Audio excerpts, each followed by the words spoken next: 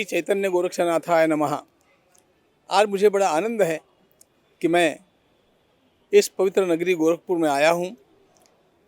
आया तो श्रीमद् भागवत सप्ताह के लिए, किंतु जब भी यहाँ पर आना होता है तो भगवान गोरक्षनाथ का आकर्षण हम लोगों को बरबस यहाँ पर खींच लाता है। क्योंकि मैं स्वभावतः महाराष्ट्र के आलंदी के श्री ज्ञानेश्वर महाराज का भक्त रहा हूँ और ज्ञानेश्वर महाराज का जो संप्रदाय है, उनकी जो परंपरा है, वो नाथ संप्रदाय है। नाथ संप्रदाय के आदि गुरु स्वयं मत्स्येंद्रनाथ भगवान रहे हैं। उनके शिष्य गोरक्षनाथ और गोरक्षनाथ की जो परंपरा आगे चली, उसी में हमारे ज्ञाननाथ अथवा ज्ञानेश्वर महाराज हुए।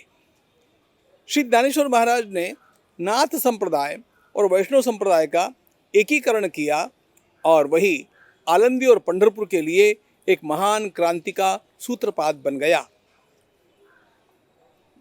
भगवान आदि शंकराचार्य के पश्चात यदि भारत के जन जन में कोई पहुंचा हो तो वे गुरु गोरक्षनाथ महाराज है।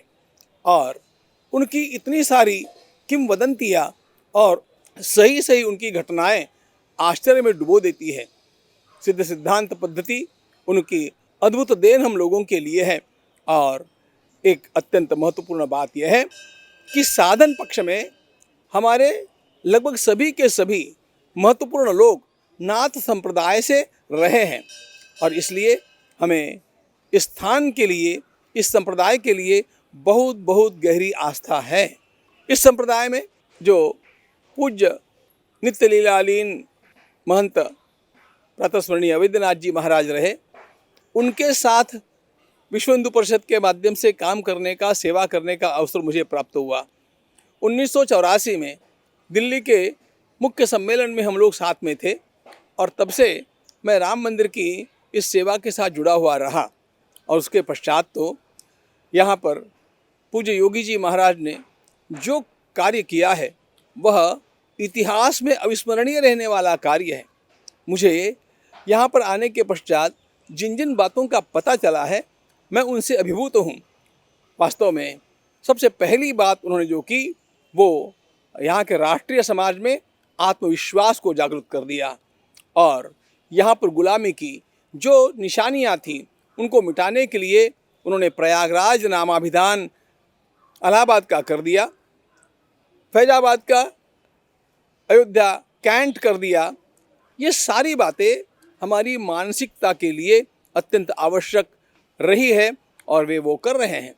लेकिन इतना ही नहीं, उन्होंने जिस ढंग से कोविड के साथ युद्ध किया है, वास्तव में हमें तो बड़ा नाज होता है उन पर कि ऑस्ट्रेलिया के नेता लोग कहते हैं कि हमें भी एक योगी की आवश्यकता है।